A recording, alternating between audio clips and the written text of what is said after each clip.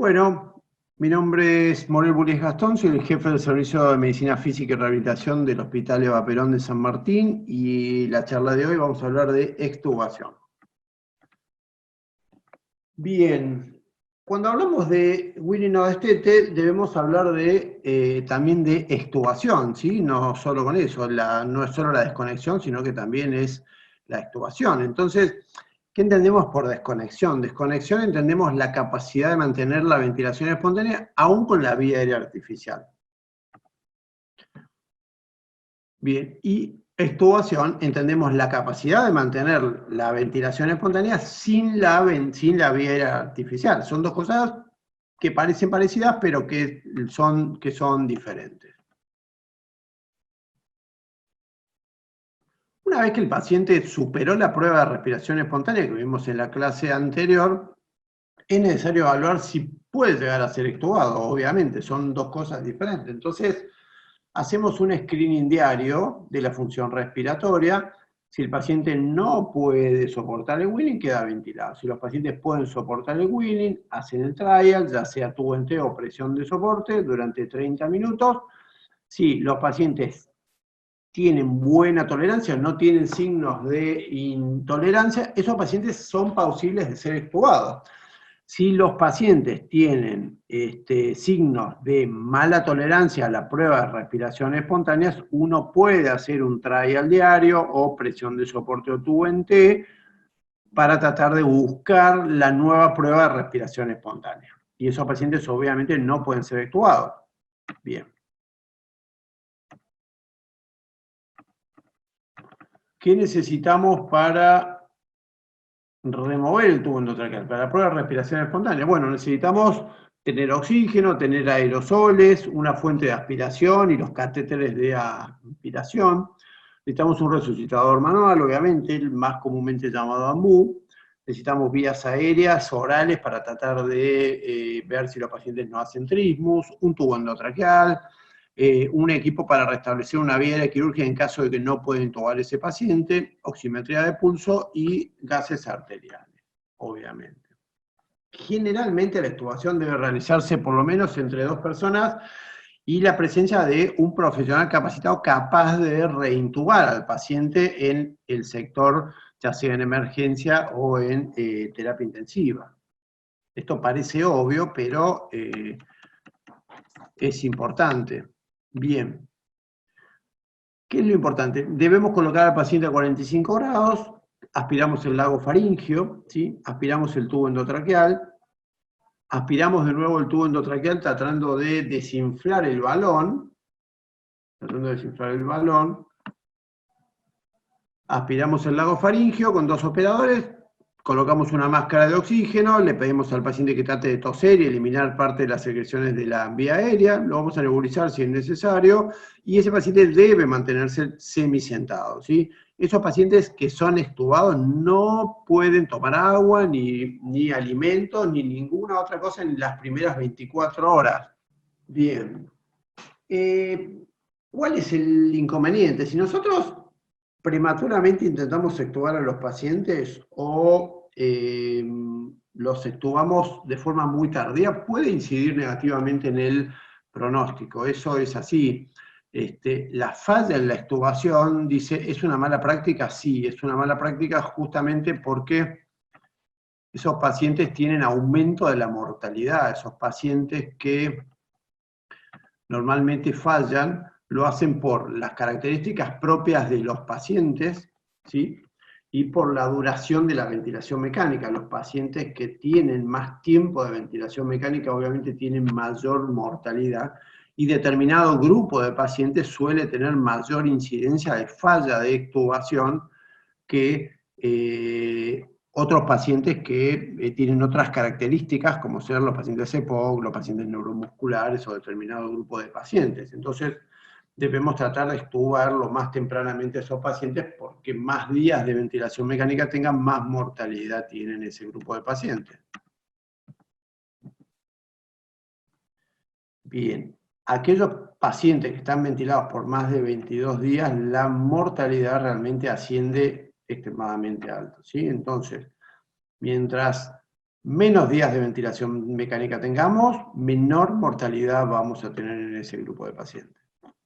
Bien, en este caso podemos ver que los pacientes que fueron extubados tenían una mortalidad extremadamente baja, ¿sí? Ustedes pueden ver que la mortalidad era extremadamente baja, pero en aquellos pacientes que fueron reintubados, en el grupo de Esteban o en el grupo de Epstein, la mortalidad en esos pacientes fue extremadamente alta, ¿ven? Extremadamente alta. Fue mayor que en aquellos pacientes en los cuales tuvieron reintubación por obstrucción de la vía aérea superior. O sea, los pacientes que fueron extubados exitosamente y que fueron reintubados por obstrucción de la vía aérea superior tuvieron menor mortalidad que aquellos pacientes que fueron reintubados por falla respiratoria. ¿Ven? Acá pueden ver la mortalidad, exactamente. La falla respiratoria, ven que es la mortalidad, ¿sí? El porcentaje baja, y fíjense que la mortalidad en los pacientes que fueron reintubados es mayor, obviamente, que en aquellos pacientes que no son reintubados. Bien. Bueno, ¿puedo predecir el resultado de la extubación? Sí, sí, justamente tratamos de salir a predecirlo justamente por lo que vimos, porque ese grupo de pacientes que era reintubado y que tenía más días de ventilación mecánica, vimos que tenía mayor mortalidad. Entonces es muy importante poder definir qué pacientes pueden llegar a ser extubados y qué pacientes no. Para eso tratamos de ver el estado mental o el estado de conciencia, la capacidad, la fuerza de la tos y la cantidad de secreciones. La competencia de la vía superior, si los pacientes pueden tragar, deglutir su propia saliva, si tienen flujo superior o no tienen flujo superior, y algunas otras cuestiones relacionadas propias a cada uno de los pacientes. Bien, en este caso, en este artículo de Addis Adam, en el cual vemos que eran pacientes con problemas neurológicos, ¿sí? Pacientes EPOC con falla cardíaca y sepsis, con una mediana de 4 días de ventilación mecánica, el 16% de los pacientes fueron reintubados. Y en este caso, ellos vieron que los 4 comandos, ¿sí? Como ser apertura de ojos, seguimiento visual, apretón de manos y sacar la lengua, era un muy buen predictor de éxito de la extubación. Otro predictor de éxito de la decanulación era el pico flujo tóxido medido en el tubo endotraqueal. Aquellos pacientes que tenían un pico flujo tóxido mayor de 60 litros al minuto le iba mejor.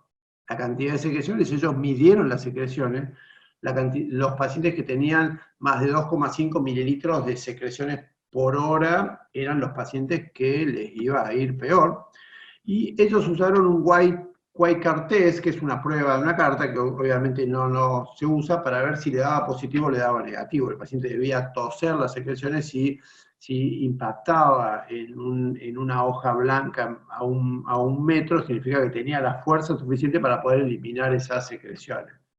Bien. Y ellos vieron que justamente los pacientes que fueron extubados con éxito y los pacientes que fallaron, justamente tenían un pico flujo tóxido mayor de 60 litros minuto, que podían tener los cuatro comandos que vimos anteriormente, ¿sí? Y los pacientes que tenían más días de UTI, más días hospitalarias, eran los pacientes que más podían llegar a fallar con respecto a los pacientes que eran extubados exitosamente. Acá vemos la especificidad y la sensibilidad. Muy bien. Y ahí vemos que el pico flujo tóxido, la cantidad de secreciones, los 4 comandos, era uno de los mejores predictores de falla de extubación en este grupo de pacientes.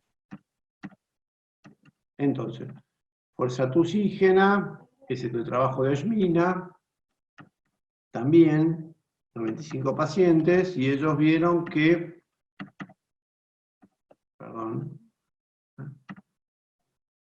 ellos vieron que la capacidad para toser, el resultado del Wildcard Test, la cantidad de secreciones y la frecuencia de aspiraciones eran los mejores predictores a la hora de poder determinar la falla de extubación. Bien. Vamos a la competencia de la vía aérea. En este caso se denomina Kaflik test. ¿Qué hacemos con estos pacientes? Lo que hacemos es desinflar el balón y medir el volumen que sale del respirador por la vía aérea superior. Si el volumen expirado es de menos de 110 mililitros o entre 12 al 16% del volumen corriente inspirado, esos pacientes significa que tienen una competencia en la vía aérea, o sea que no van a tener edema laringio, que no van a tener una prueba, cuando uno va a extubarlo, esos pacientes van a tener flujo superior para poder ser extubados y que puedan mantener una respiración espontánea, ¿sí? Si esos pacientes, nosotros desinflamos el balón y no tienen flujo superior, puede predecir fracaso o éxito en el estridor post-extubación. Bien, entonces, nosotros sugerimos realizar una prueba de fugas en el manguito en pacientes con alto riesgo de con edema laringio, y en ese caso, esos pacientes uno puede administrarles corticoides sistémicos con determinado tiempo anterior, de dexametasona, y esperar a tener una prueba positiva. Bien, entonces, ¿qué debemos ver a la hora de predecir el resultado de la extubación? Estado mental o conciencia, ya sea por Glasgow o por comandos, la capacidad de tos, la cantidad de secreciones, la competencia en la vía superior y algunas otras cuestiones con ustedes. ¿Cómo ser? Balance de fluidos, hemoglobina y los pacientes que están hipercárnicos. Bien, vamos al balance de fluidos. En ese caso, los pacientes, generalmente siempre decimos que aquellos grupos de pacientes que tienen mayor cantidad de líquido en el tercer espacio o en el intersticio, pueden deberse a fallas en la extubación, ¿sí?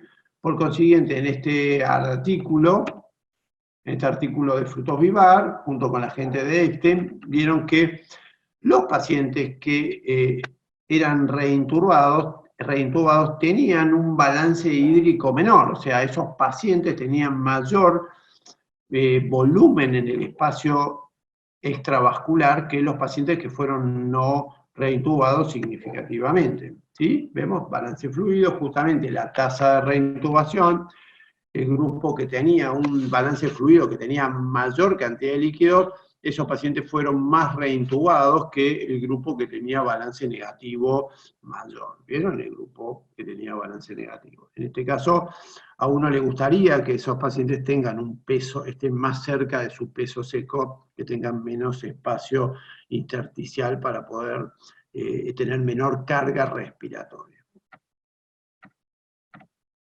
Bien. La hemoglobina también es otro valor en el cual se vio que los pacientes, justamente que tenían una mejor hemoglobina, ¿sí? eran extubados más satisfactoriamente que aquellos pacientes que falló la extubación, ¿sí? Entonces uno debe fijarse en la hemoglobina a la hora de poner las pruebas de respiración espontánea y empezar a programar ese grupo de pacientes. Entonces, generalmente los pacientes que tienen más de 10 de hemoglobina son los que mejor les va que los pacientes que tienen menos de 10 de hemoglobina. ¿Qué pasa con los pacientes hipercámnicos? Justamente los pacientes hipercámnicos tienen mayor demanda ventilatoria. Esos pacientes, justamente por tener hipercapnia, tienen mayor carga respiratoria, ¿sí? Por consiguiente, esos pacientes justamente que estaban hipercámnicos a la hora de determinar la extubación, eran los que más fallaban. Entonces, los pacientes que tenían menor de 44 de PCO2, les iba mucho mejor que los pacientes que tenían más de 44 de PCO2. ¿Sí? Acá vemos que los pacientes que fallaron tenían una PCO2 media de 47, y el grupo de pacientes que tenía más de 44 de PCO2 en porcentual, ese grupo de pacientes falló más que los pacientes que tenían menos de 44 de PCO2. Entonces, por consiguiente, aquellos pacientes que no están hipercámnicos tienen más posibilidades de ser extubados que aquellos pacientes que son hipercámnicos. Obviamente que en esos pacientes el uso de la BNI puede mejorar la posibilidad de éxito. ¿Sí? Entonces, con eso podemos decir que los pacientes hipercámnicos Si el paciente está hipercápnico, hay que evaluar la cantidad de secreciones, hay que ver el Glasgow, si los pacientes tienen moderada cantidad de secreciones, si tienen un Glasgow bajo y están hipercápnicos, tienen un alto riesgo de falla, ¿sí?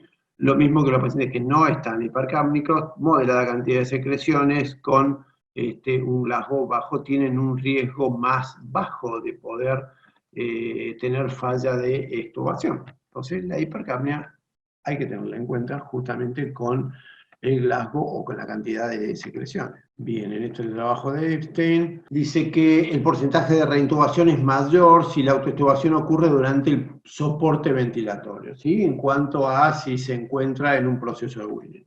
¿Qué quiere decir esto? Quiere decir que aquellos pacientes que se extubaron accidentalmente que no estaban en el proceso de desvinculación, tuvieron una tasa de reintubación mayor y por consiguiente mayor morbimortalidad que aquellos pacientes que se autoextubaron o que se extubaron accidentalmente durante el proceso de desvinculación.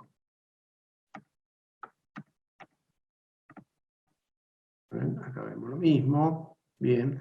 Y acá vamos a ver el tiempo de reintubación. ¿Tiene que ver el tiempo de reintubación? Sí, tiene que ver el tiempo de intubación, de reintubación, en el cual vemos que el grupo de pacientes que se reintubó más tempranamente, ¿sí?, tenía una mortalidad menor que el grupo de pacientes que se reintubó más tardíamente. ¿Ven? Tiene una mortalidad mayor. Entonces, es necesario poder definir en las primeras 12 horas de extubación la capacidad de soportar la carga respiratoria. Si nosotros vemos que ese grupo de pacientes, que esos pacientes tienen mayor trabajo respiratorio, parecería que el dejarlos más tiempo soportando esa carga respiratoria aumentada les aumentaría la mortalidad. Entonces, ¿qué podemos hacer cuando existe una falla de extubación? En primer lugar, hay que tratar de reconocer la causa, obviamente, ya sea obstrucción de la vía aérea, o falla respiratoria, o falla cardíaca. Si tenemos obstrucción de la vía aérea, podemos nebulizarlos con adrenalina, o usar corticoides por vía endovenosa, podemos usar heliox, ¿sí?, que es un gas que produce disminución de la resistencia al flujo aéreo, o podemos usar CPAP.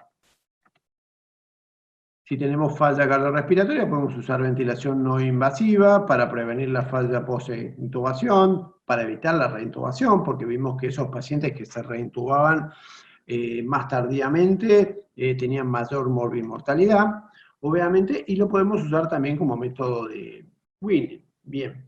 ¿Podemos usar la BNI para prevenir la falla post-extubación? Sí, exactamente. En este caso vemos qué grupo de pacientes podría llegar a ser el que más lo use. En general son los pacientes EPOC, los pacientes hipoxémicos y los pacientes que están en proceso de Winning. Podemos utilizar ventilación no invasiva, y justamente para evitar la intubación, en ese grupo de post-extubación, COPD, POC, o pacientes hipoxémicos, podemos utilizar la ventilación no invasiva. Entonces debemos seleccionar esos grupos de riesgo, ¿sí?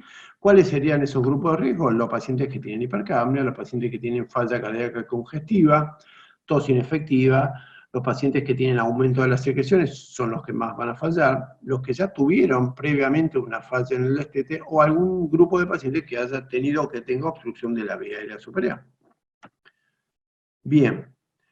En este caso vamos a ver la mortalidad con la decisión de extubar, ¿sí? Dice que cuanto mayor es el tiempo entre la extubación y la reintubación, mayor obviamente va a ser la mortalidad, lo vimos anteriormente, y esto es lo más importante. Entonces, vamos a simplificar. Debemos tratar de extubar a los pacientes lo más tempranamente posible, pero obviamente que debemos definir los grupos de riesgos para tratar de no reintubar a esos pacientes. Esos pacientes que se reintubaron tienen mayor morbimortalidad, y obviamente tenemos que hacerlo en las primeras 12 horas, en las primeras 24 horas, tratar de definir qué paciente va a ser plausible de ser reintubado o no, porque mientras más tiempo esos pacientes pasen, mayor trabajo respiratorio, mayor morbimortalidad. Muy bien. Muchas gracias y espero volver a verlo.